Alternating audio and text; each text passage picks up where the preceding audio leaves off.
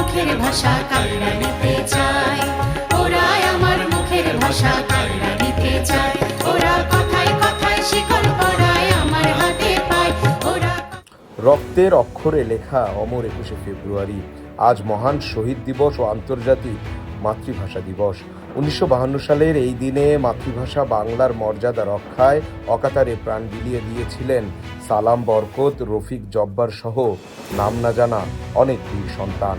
রাত 12টা 1 মিনিটে প্রথম প্রহরে কেন্দ্রীয় শহীদ মিনারে পুষ্পস্তবক অর্পণের মাধ্যমে শহীদদের প্রতি গভীর শ্রদ্ধা নিবেদন করেন মহামান্য রাষ্ট্রপতি ও মাননীয় প্রধানমন্ত্রী। এরপরে একে একে শ্রদ্ধা জানান মন্ত্রিপরিষদের সদস্যবৃন্দ ও তীর বাহিনীর প্রধানগণ। রাষ্ট্রীয় গুরুত্বপূর্ণ ব্যক্তিবর্গের শ্রদ্ধা নিবেদনের মধ্যে কেন্দ্রীয় শহীদ মিনারের বেদিতে ভাষা শহীদদের প্রতি ভালোবাসা ও শ্রদ্ধা জানান বাংলাদেশ আনসার ও গ্রাম প্রতিরক্ষা বাহিনীর মহাপরিচালক মেজর জেনারেল আব্দুল মোতালেব সাজ্জাদ মাহমুদ। বাহিনীর ঊর্ধ্বতন কর্মকর্তাদের সাথে নিয়ে তিনি পুষ্পস্তবক অর্পণ করেন। এ সময় মহান ভাষা আন্দোলনের বীর শহীদদের স্মরণে কিছুক্ষণ নীরবতাও পালন করা হয়। শহীদ মিনারের পবিত্র বেদিতে এই শ্রদ্ধা নিবেদন কেবল আনুষ্ঠানিকতায় নয়, বরং দেশ মাতৃকার সেবায় ভাষা শহীদদের আত্মত্যাগের চেতনাকে অন্তরে ধারণ করার এক দৃঢ় অঙ্গীকার।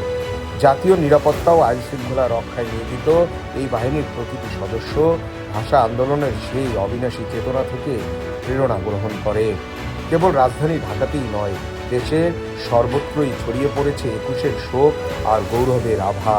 দেশের প্রতিটি বিভাগীয় শহর, জেলা এবং প্রত্যন্ত উপজেলাতেও স্থানীয় শহীদ মিনারে শ্রদ্ধা নিবেদন করেছেন আনসার ও ভিডিপির কর্মকর্তা ও সদস্যবৃন্দ। স্থানীয় প্রশাসনের সাথে একত্র হয়ে তারা বর্ণমালা আর ভাষা অধিকারের জন্য প্রাণ দেওয়া শহীদদের প্রতি বিনম্র শ্রদ্ধা জানান।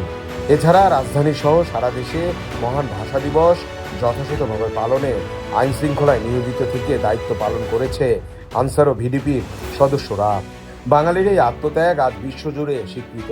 মহান এই দিনে দেশজুড়ে আনসার ও গ্রাম প্রতিরক্ষা বাহিনীর এই স্বয়স্ফূর্ত অংশগ্রহণ প্রমাণ করে 21-এর চেতনা অম্লান থাকবে প্রজন্মের পর প্রজন্ম।